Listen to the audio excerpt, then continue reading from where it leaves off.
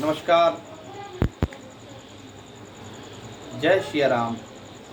आज हम मांगलिक योग किसे कहते हैं इसके बारे में हम सभी लोग आज जानेंगे। ज्योतिष में मांगलिक योग ये बड़ा ही महत्वपूर्ण होता है। विशेषकर ये इस योग की जानकारी विशेषकर हम सभी लोग वर और वधू के, दूल्हा और दुल्हन के, लड़का और लड़की के विवाह के समय जब उनका कुंडली मिलाते हैं, मिलापक का जब समय होता है, उस समय हम मांगलिक योग के बारे में जानकारी करते हैं। ये मांगलिक योग क्या है इसके बारे में जानना परम आवश्यक है। किसे मांगलिक योग कहते हैं तो इसमें सूत्र आता है, लग्ने व्यये चतुर्थे च सप्तमे वाष्टमे कुजः भर्तारं नाशयेद भार्या भर्ता भार्यां विनाशयेत।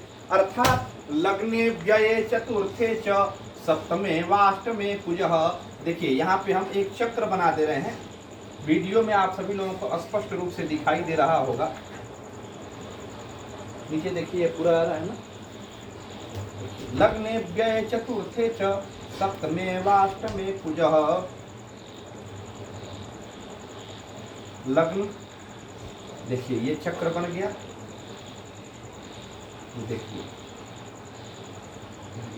लग्ने व्यये चतुर्थे च सप्तमे वाष्टमे कुजः।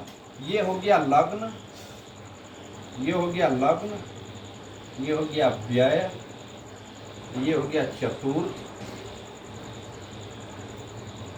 और ये हो गया सप्तम और ये हो गया अष्टम। ये 5 भाव हैं। लग्ने व्यये चतुर्थे च सप्तमे वाष्टमे कुजः। इन सभी में जो है यदि मंगल होगा, यदि मंगल बैठेगा, इन सब में यदि मंगल बैठता है, समझ में आनी चाहिए। मंगल माने इन सभी में किसी एक में बैठता है। क्योंकि हम सभी में मंगल मंगल इसलिए लिख दिए हैं आपको समझ में आ जाए, एक ही चक्र में कई चक्र न बनाना पड़े। तो ये जन्मांग चक्र है। जन्मांग चक्र में किसी भी वर के, किसी भी लड़के के या किसी भी लड़की के अर्थात दुल्हन के या कन्या के कुंडली के लग्न में, चतुर्थ में, सप्तम में, अष्टम में और व्यय भाव में, इन स्थानों में यदि मंगल होता है तो वहाँ पे मांगलिक योग होता है। और यदि ये मांगलिक योग होता है तो भर्तारम नाशेत भार्या, भार्या भार्या भर्ता विनाशक। यदि ऐसा योग वर के कुंडली में होता है तो कन्या के लिए हानिकारक होता है। और यदि ये योग यदि कन्या के कुंडली में होता है तो ये वर के लिए हानिकारक होता है। लेकिन इसका इन्होंने परिहार बताया कि ये तो हो गया, तब हम क्या करेंगे। यदि ऐसा योग वर या कन्या के कुंडली में आ जाए तब हम क्या करेंगे, तो पुनः ये आगे इसका परिहार बताते हैं।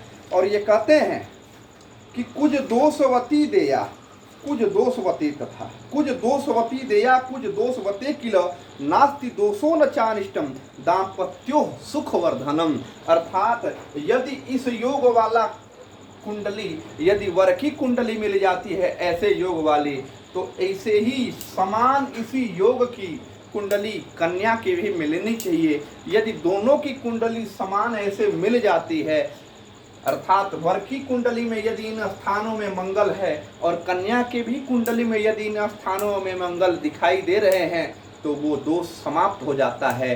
तब वही दोष जो अनिष्ट कारक है वही नेष्ट फल देने वाला हो जाता है, वही अभिष्ट फल देने वाला हो जाता है और वही दाम्पत्य सुख प्रदान करने वाला होता है। और उसी से पति पत्नी में जो है आपस में प्रेम भी बढ़ता है। इसलिए कहीं भी मांग इस तरह का योग दिखाई दे कन्या के कुंडली में तो विचार करके इसी समान योग वाले वर से जो है विवाह करें। यदि वर के कुंडली में दिखाई दे रहा है तो ऐसे ही समान योग वाले कन्या के कुंडली से विवाह करें। ओम शांति शांति शांति।